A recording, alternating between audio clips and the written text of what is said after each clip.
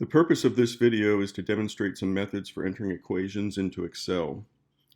You'll notice at the bottom of the screen there are three equations written: x equals x naught plus v naught xt plus 1/2 axt squared, y equals log of x, and x equals 10 raised to the y power. So we're going to practice entering equations into Excel by looking at these three equations. So we're going to start with this first equation, and if you notice there are three constants, x naught, v naught, x, ax, and then the variable t, and we're basically solving for x.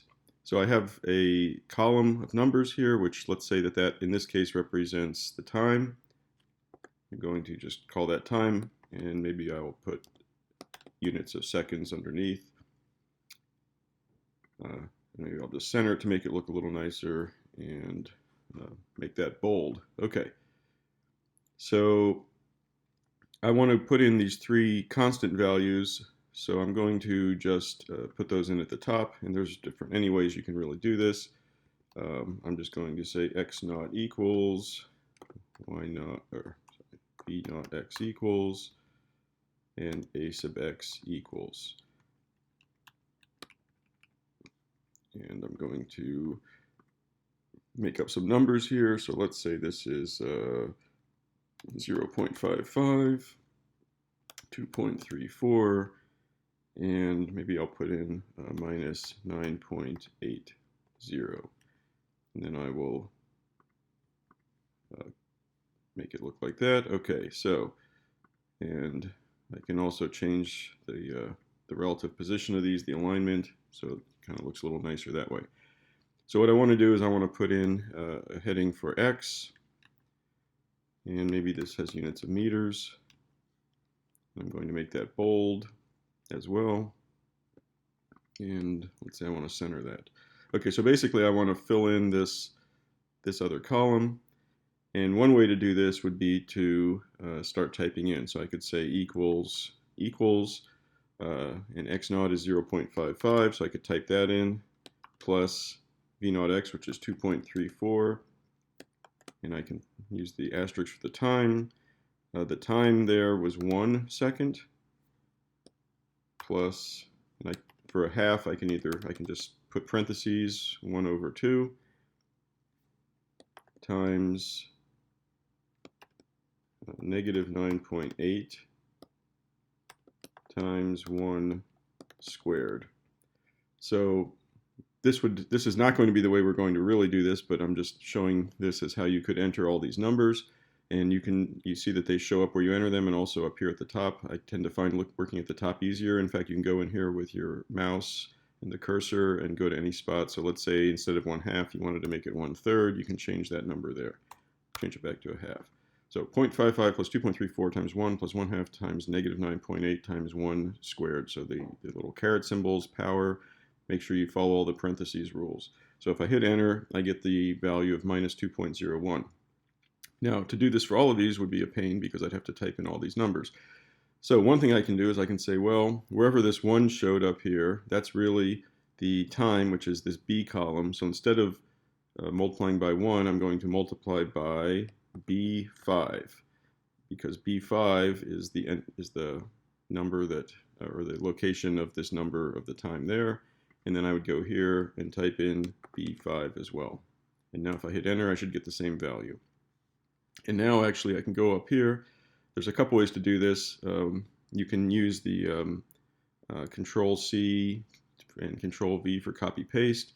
You can use your mouse. You can grab this little corner here and then drag down. That's one way to do this. And it basically is going to fill in. And maybe we want to change the number of decimal places, so I will just go with 2 decimal places. Although, if I want to be consistent with significant figures, these need to only have 1 decimal place, so that now everything has 3 significant figures. Now we can do some more. For example, instead of, we have these numbers written up here at the top, so 0.55, I can go up here and I can type in C1, and 2.34 would be E1, and negative 9.8 would be G1. And that works. But now, if you notice, like for example, this bottom number is negative 68.5. If I drag this down and it copies that over, it messes everything up. And the reason is because when I drag this down, let's say if I go to the second entry point, it's now referring to C2 and E2 and G2, but we always want it to refer to C1, E1, and G1. So the way that you can fix this is with a $ symbol. So if you put, so to be safe, you can always put $2 signs. So if you do $, the letter, $, the number, then that completely fixes something. So we do that. So $C, $1, $E, $1, $G, $1. Hit enter, we get negative 2.1. If I take this and drag it back, we get our original values. The reason that there are $2 signs is because one of the $ signs fixes the column, one of the $ signs fixes the row. In this case, we only need to fix the row, so we do not need to fix the column. So what that means is I could go in here and I could remove the first $ sign. The C $1 means that as long as I stay in the same column, it's not going to change anything. And all of this data shows up in the same column. We're not changing columns. So if I hit enter, we get our negative 2.1, and I can drag this down, and it gives the same thing. So again, it doesn't really matter if you use the $2 signs or the $1 sign, as long as you get the correct $ sign in there. So the nice thing about this now is you could go in here and say, well, what if X naught was really 2.55? Maybe you made a mistake. So now you can just change that number, and it updates everything automatically. And in fact, you can plot this and go in here and change, let's say we change the initial velocity to 12.1, and it changes the graph. Now we're going to enter the second equation, y equals log base 10 of x, or y equals log x. I've changed the headings, but I've kept the numbers the same in the B column.